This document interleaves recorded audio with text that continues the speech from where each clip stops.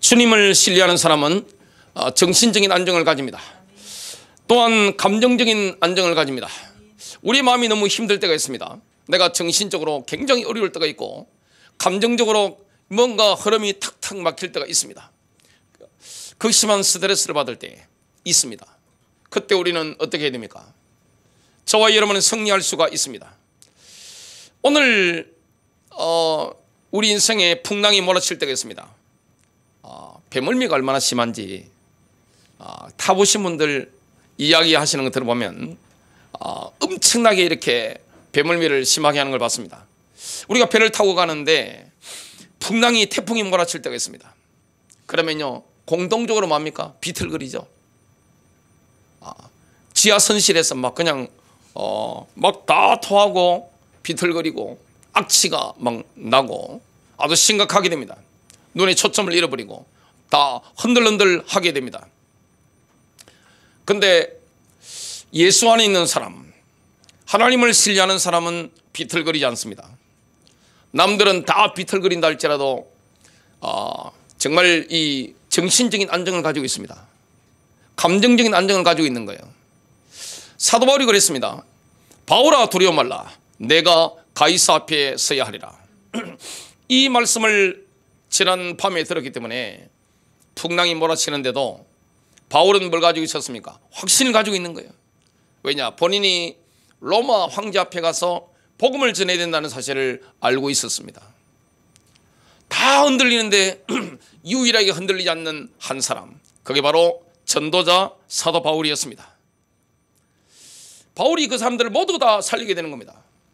다 흔들리는데 하나님이시는 말씀을 붙잡고 이 하나님의 말씀을 선포하며 하나님의 능력을 체험하는 사람, 본인이 가고자 하는 선착장으로 안전하게 인도받는 사람, 그 사람이 누굽니까? 바로 성도입니다. 저와 여러분이 그 응답을 받아 누리게 되시길 바랍니다. 시편 107편 28절부터 31절입니다. 이제 그들이 그들의 고통 때문에 여호와께 부르짖으매 풍랑이 몰아치면 고통스럽습니다. 극심한 스트레스를 받으면 얼마나 힘듭니까? 예수 믿는 사람 스트레스 안 받습니까? 저도 스트레스 받으니까 이빨을 흔들리더라고요. 풍치가 와요. 임플란트 했습니다. 마음이 힘들 때가 있습니다. 정신적으로 굉장히 어려울 때가 있습니다. 감정의 흐름이 턱턱 막힐 때가 있습니다. 그건요 만병의 고난입니다. 엄청난 스트레스 압박을 받죠. 그때 우리는 뭐 해야 됩니까? 여호와께 부르짖어야 됩니다. 말씀을 선포하는 거예요. 왜냐? 주께서 살아계시기 때문에, 우리 아버지가 계시기 때문에, 나를 가장 사랑하시는 그 주님께서 지금도 나와 함께 하시기 때문에 그런 겁니다. 그가 그들의 고통에서 그들을 인도하여 내시고 광풍을 고요하게 하사 물결도 잔잔하게 하시는도다. 우리 하나님 우리의 기도에 응답하시는데 이 풍랑이요 태풍이 잠잠하게 되는 거예요. 왜냐? 그분은 하나님이시기 때문에 그렇습니다. 예수께서 명령하시니까 태풍이 풍랑이 순간 고요하게 쫙 바뀌거든요. 왜 그렇습니까? 시편 107편 30절입니다. 그들이 평온함으로 말미암아 기뻐하는 중에 여호와께서 그들이 바라는 항구로 인도하시는 도다. 우리가 도달하고자 하는 선착장으로 우리 주님께서 인도하시는 거예요. 여호와의 인자하심과 인생에게 행하신 기적으로 말미암아 그를 찬송할지로다. 첫 번째입니다. 성령의 역사로 예수 그리스도의 전적인 충분하심을 깨달은 사람은 진정한 평안과 안식을 누립니다. 성령님이 하시는 일이 무엇입니까? 우리에게 양심의 평안을 주시는데 인간은 죄 때문에 양심의 평안을 가질 수가 없는 겁니다. 성령님이 하시는 일이 뭡니까? 기독교의 본질에 대해서 가장 명확하게 보여주고 있는 책 가운데 하나가 철로역정입니다. 철로역정 보면 그 크리스천이 성경을 읽다가 본인이 멸망받을 도성에 있다는 사실을 깨달은 거죠. 확실히 깨달은 거예요. 여러분, 성령께서 어디로 우리를 인도합니까? 우리의 영혼의 멸망 상태, 내가 얼마나 큰 죄인인지 깨닫게 하는 겁니다. 우리가 아무리 도덕적으로 올바르게 살고 율법주의적으로 잘한다 할지라도 인간은요, 근본적으로 아담의 타락에 의해 죄 가운데 태어나서 죄 가운데 살아갑니다. 나이가 많을수록 죄가 많아요. 예수께서 뭐라고 말씀했습니까? 가늠하다가 현장에서 잡혀온 그 여인을 사람들이 어떻게 심판하는지 보려고 예수께로 데려왔단 말이죠. 그래가지고 뭐 예수님께서 책을 안 남기셨는데 글자를 쓰셨다는 기록이 나옵니다. 끄적끄적 이렇게 쓰시니까 양심에 찔린 사람들이 예수를 떠나서 도망가는데 슬슬 피하는 겁니다. 성경에 보면 누구부터 간다고 합니까? 나이 많은 사람부터. 하나님 없이 우리가 살아갔을 때 우리 인생은요, 나이가 많을수록 뒤돌아보면 뭐밖에 없습니까? 지은 죄밖에 없습니다. 내가 무슨 죄를 지었냐 그러는데 그건 하나님의 영광의 빛 앞에 본인이 노출되어 본 경험이 없어 그렇습니다. 하나님의 영광의 빛 앞에 노출되고 나면 내가 얼마나 큰 죄인인지, 내가 주님의 마음을 얼마나 아프게 했는지 그 양심에 찔립니다. 성령님께서 지금도 우리에게 양심의 평안으로 인도하실 때는 어떻게 합니까? 비춰주시죠. 내가 지옥 형벌을 당해야 될 멸망받을 죄인이라는 사실을 깨닫게 하십니다. 그리고 그리스도의 충분하심을 보여주시고 안식으로 인도하십니다. 결코 방해받지 않는 평화를 누리게 하십니다. 이게 예수 십자가예요. 많은 그리스도인들의 상태가 불안한 것은 왜 그렇습니까?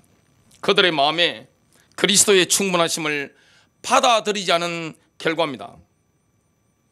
성도의 상태가 불안한 원인은 율법적인 사고가 있으면 그렇습니다.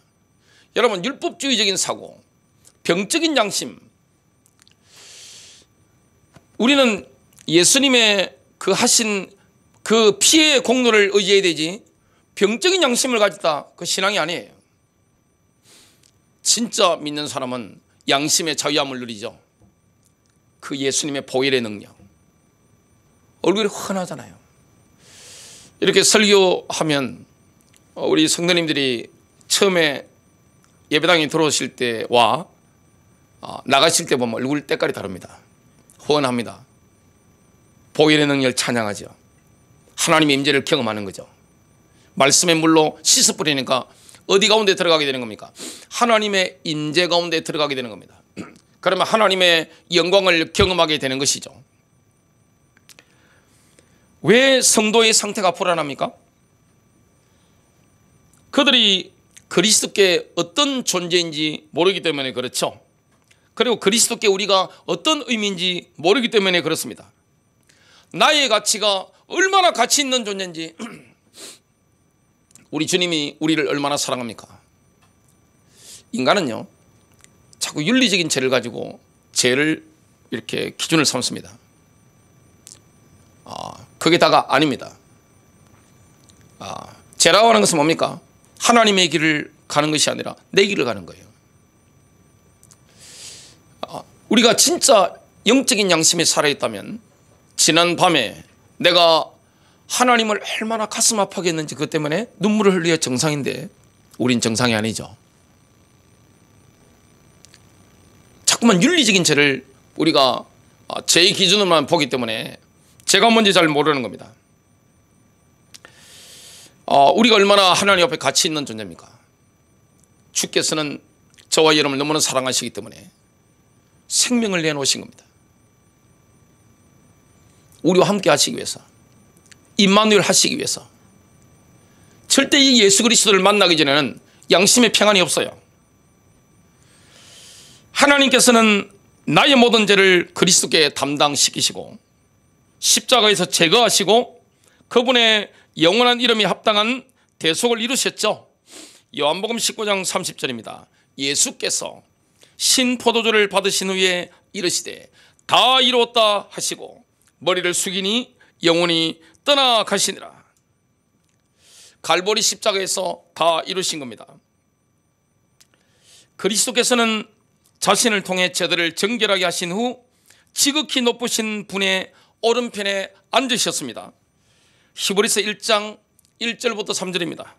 전에는 선지자들을 통하여 조상들에게 여러 번에 걸쳐 다양한 방법으로 말씀하신 하나님께서 이 마지막 날들에 그의 아들을 통하여 우리에게 말씀하셨으니 이 아들을 만물의 상속자로 세우시고 또 그를 통하여 그분께서 세상들을 지으셨느니라. 그는 하나님의 영광의 광채시며 그분의 인격의 정확한 형상이시고 그의 능력의 말씀으로 만물을 붙들고 계시며 친히 우리의 죄들을 정결케 하시고 높은 곳에 계신 위엄 있는 분의 오른편에 앉으셨으니 하나님 보좌 우편에 앉으신 부활하신 그리스도는 우리의 죄가 사라졌다는 반박할 수 없는 증거입니다. 예수께서 십자가를 지시고 부활하시고 하나님 보좌 우편에 앉으셨습니다. 우리의 죄가 완전히 사라진 거예요. 하나님과의 평화가 일어난 겁니다. 너무나 큰 은혜를 우리가 받았죠. 이 위대한 진리에 대한 증거는 로마서 4장 25절에도 있습니다. 예수께서는 우리의 범죄함을 인하여 드려지셨고 우리의 어렵다 하심을 위하여 다시 일으켜 지셨느니라. 우리가 어렵게 되었습니다. 정말 놀라운 거죠. 그래서 이걸 계시로 우리가 받게 되는 거죠. 예수를 믿는다는 것은 뭡니까? 예수님과 함께 죽은 겁니다. 예수님과 함께 장사된 겁니다. 예수님과 함께 부활한 겁니다. 예수님과 함께 하나님 보좌 우편에 앉아버린 겁니다. 에베소서 2장 6절의 말씀입니다. 그럼 이런 사람은 하나님과의 영적인 결합을 통해 영혼의 안식을 얻게 됩니다. 인간은 영적 존재입니다. 사람들은 힘들면 뭐합니까? 쾌락을 추구하죠. 여러분, 왜 술을 마실까요? 왜 마약을 할까요? 왜 음란물 그렇게 보며 왜 게임에 그렇게 미쳐서 살까요? 왜 많은 분들이 드라마 중독으로 그렇게 살까요? 적당한 수준을 넘어서는 왜 깊이 중독에 빠질까요? 왜 그럴까요? 뭔가 어렵죠? 굉장히 어렵기 때문에 그렇습니다. 여러분, 죄가 얼마나 즐거운 겁니까? 죄는 그 선을 넘는 것이기 때문에 죄는 우리에게 굉장한 큰 기쁨을 줍니다. 죄는 우리에게 쾌락을 줍니다. 우리 마음에 죄가 들어올 때는 마귀가 티켓값을 제공하는데 그게 뭡니까? 기쁨이에요. 육신적인 쾌락입니다. 마귀는 주로 하는 일이 뭡니까? 우리의 마음에 집을 짓는 겁니다. 집을 딱 지어버리면 어떻게 됩니까? 안 나갑니다. 나가! 그러는데 안 나가. 안 나갑니다.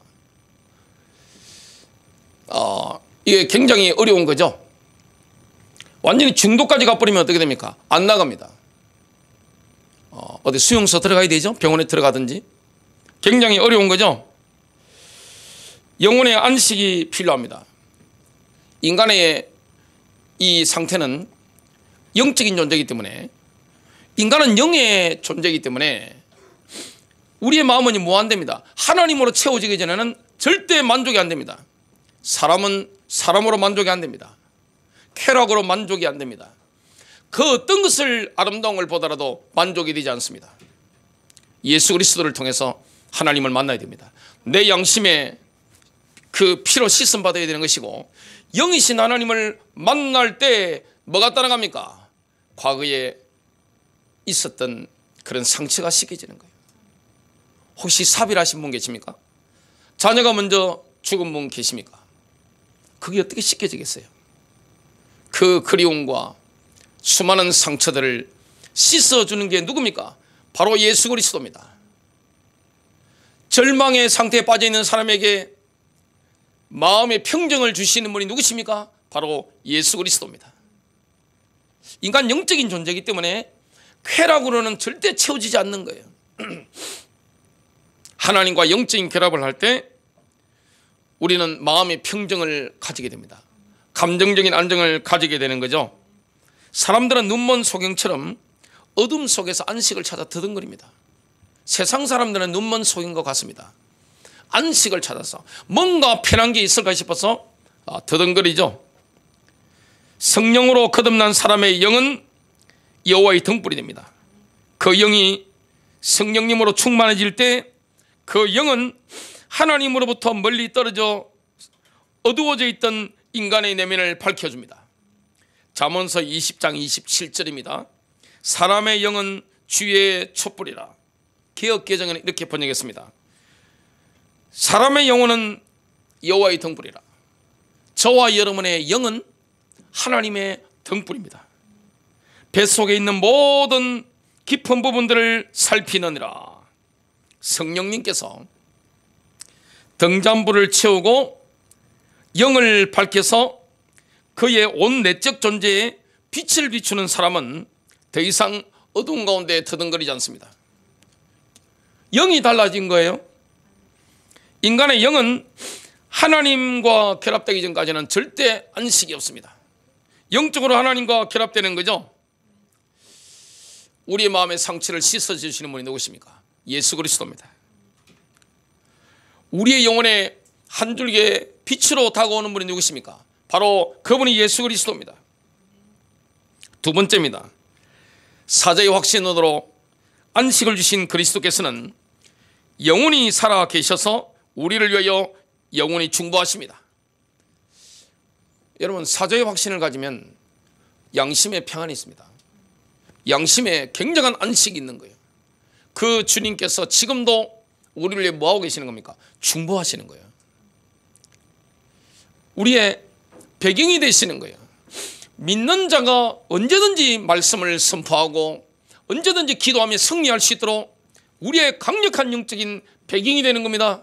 항상 도와주시는 거예요. 우리가 압력을 받다 보면 스트레스 안 받을 사람 누가 있습니까? 스트레스 다 받습니다. 이 머리가 왜 새겠어요, 제가?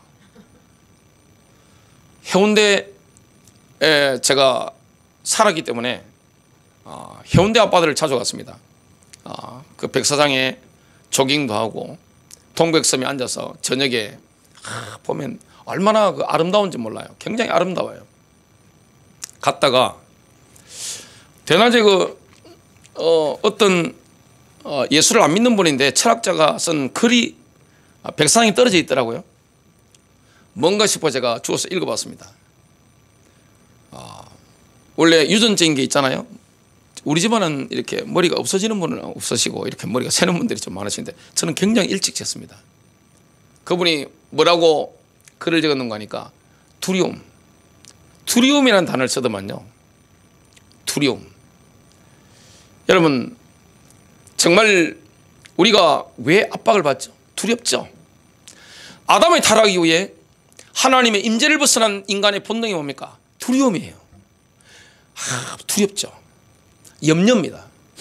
염려할 게 없는데 주께서 우리와 함께 하시는데 24시간 떠나지 않고 함께 하시는데 언제나 우리가 기도할 때마다 응답하시고 우리가 말씀을 선포할 때마다 역사하시는데 두렵죠. 굉장한 정신적인 압력을 받습니다. 마음의 압박을 받는 겁니다. 멘탈이 나가버리는 거예요. 그러니까 감정의 흐름이 막혀버리는 겁니다. 다 마음병이죠. 이 마음을 다스리지 못하면 어떻게 해야 됩니까? 이 마음의 문제가 오버리면 병이 오죠. 그리고 이 감정의 흐름이 막혀버리면 굉장히 어려워집니다. 예수께서 지금도 우리를 위해 뭐하고 계십니까? 중보기도 하고 계시는 거예요. 가장 중요한 절묘한 순간마다 우리의 손을 붙잡아 주시는 겁니다. 우리가 인생을 살아가는 데 있어서 나의 손을 잡아주시는 분이 누구십니까? 바로 나를 위해 죽으시고 부활하신 예수 그리스도입니다. 나를 딱 붙잡아 주시는 겁니다. 능력의 오른손으로 나를 붙잡아 주시는 겁니다. 레위 제사장들은 날마다 서서 섬기며 같은 제사를 반복해서 드리지만 그리스도께서는 한 번의 영원한 제사를 드리신 후 하나님 오른편에 앉으셨습니다. 히브리서 10장 11절부터 13절 제사장마다 매일 서서 섬기며 똑같은 제사를 자주 드리지만 이것으로서는 결코 죄들을 제거할 수 없으나 이분은 한 번의 속죄제를 영원히 드린 후 하나님의 오른편에 앉으셔서 그 후로는 그의 원수들을 자기 발판으로 삼으실 때까지 기다리시느니라. 완벽하게 우리의 용서하심을 받도록 만들어 주신 거죠. 오늘 우리는 구약의 제사를 보면서 구약의 제사로는 양심의 평안을 얻을 수 없었고 죄가 여전히 남아있었다는 것을 알게 됩니다. 그런데 예수 그리스도는 다른 거예요. 완벽하게 용서하신 거예요. 하나님 보좌 우편에 앉으신 겁니다. 그럼 뭘 말합니까? 내 양심의 평안함, 자유함, 이걸 그리스도께서 주신다는 거죠. 멘탈이 붕괴되고 감정이 흔들릴 때가 있습니다. 어렵죠. 누구나 힘듭니다. 극심한 스트레스, 지옥의 기운을 우리가 느낄 때가 있습니다.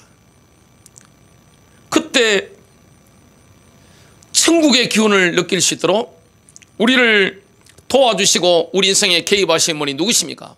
바로 예수 그리스도십니다. 히브리서 7장 24절 25절, 이분은 영원히 계시기 때문에 불변의 제사장 직분을 가지셨도다.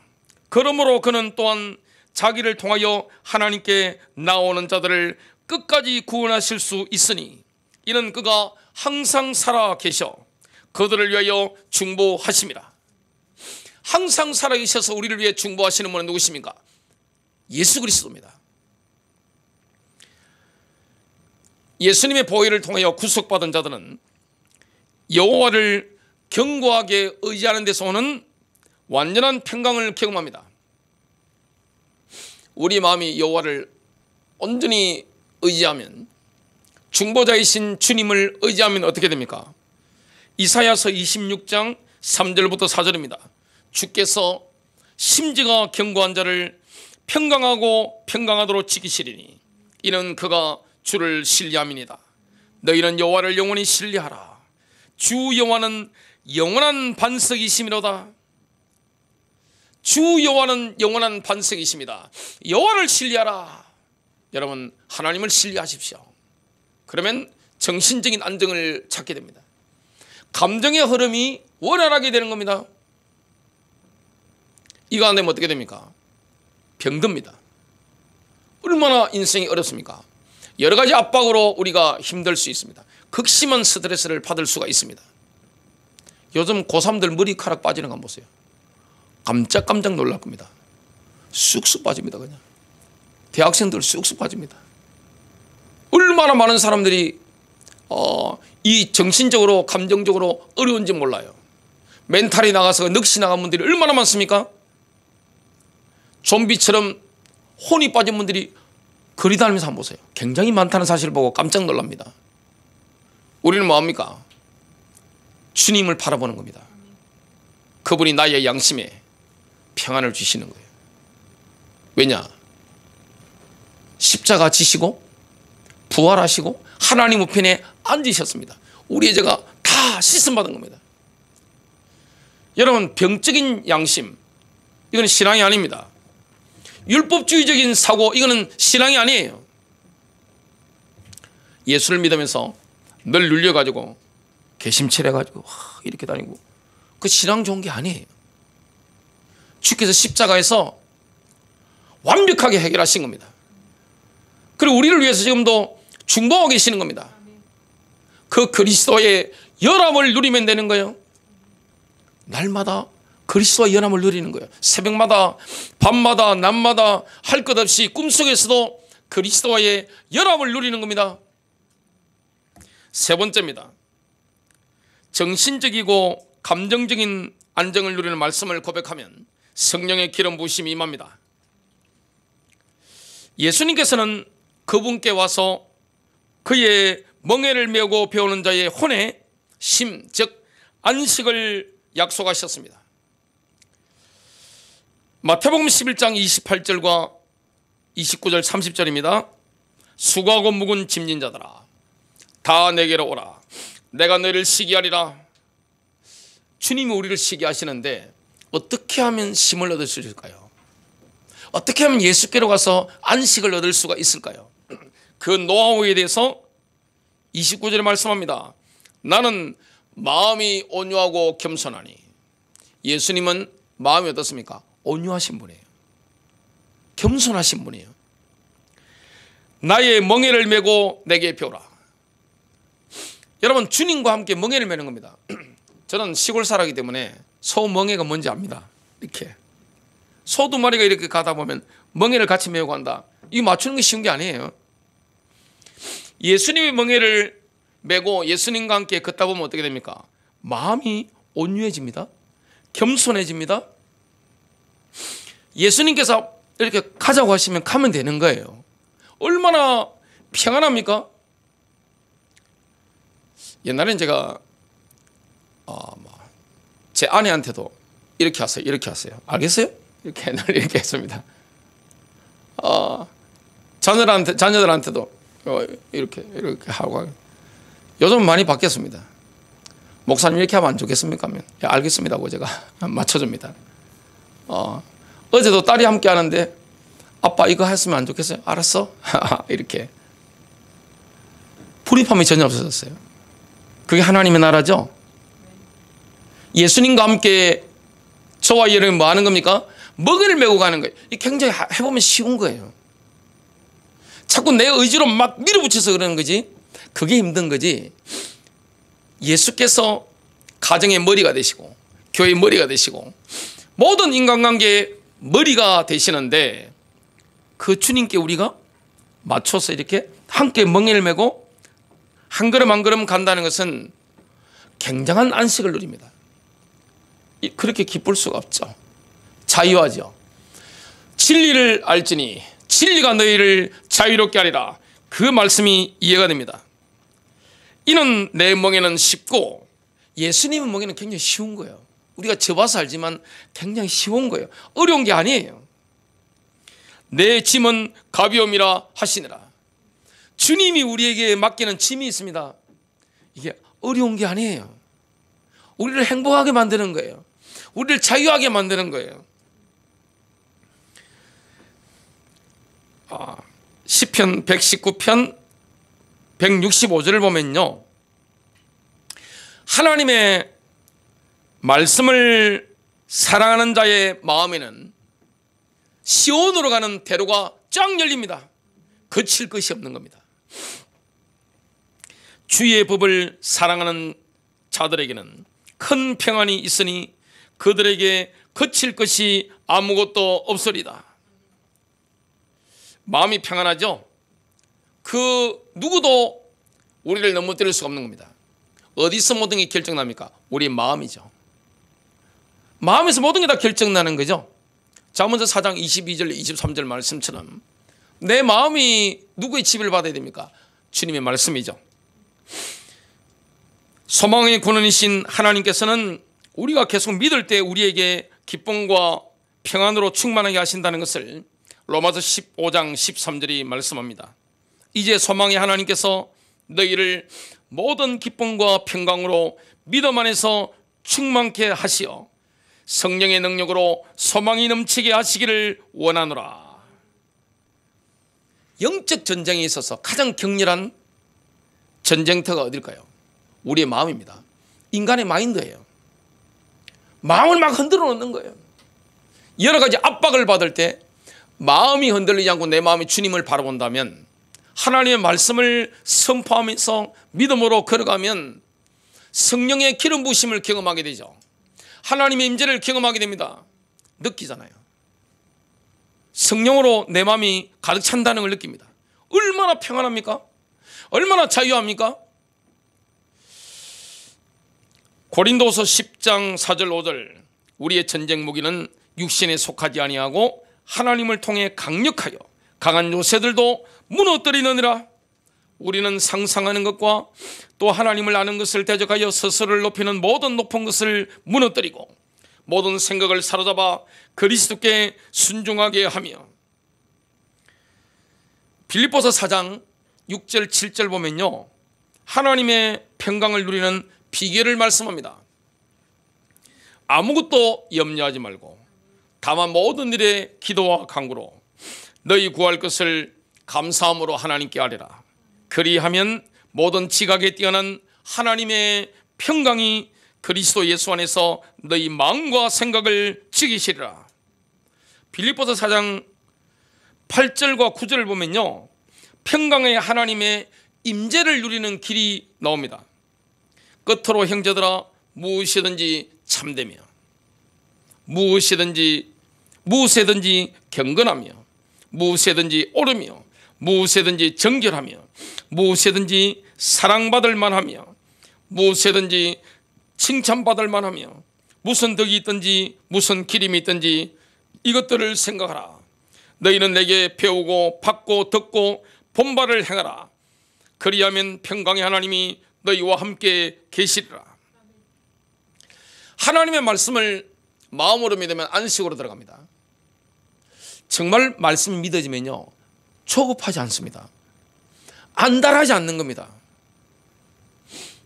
전 세계에서 가장 공을 잘 차는 선수도 보니까 중요한 게임 앞두고 화장실 자주 가더만요.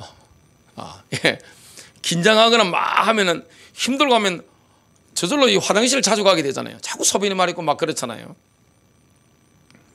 우리가 하나님의 말씀이 내 영으로 임할 때 진짜 내 마음에 믿어지면 안식이 생깁니다. 왜냐? 하나님 하실 게 믿어지니까.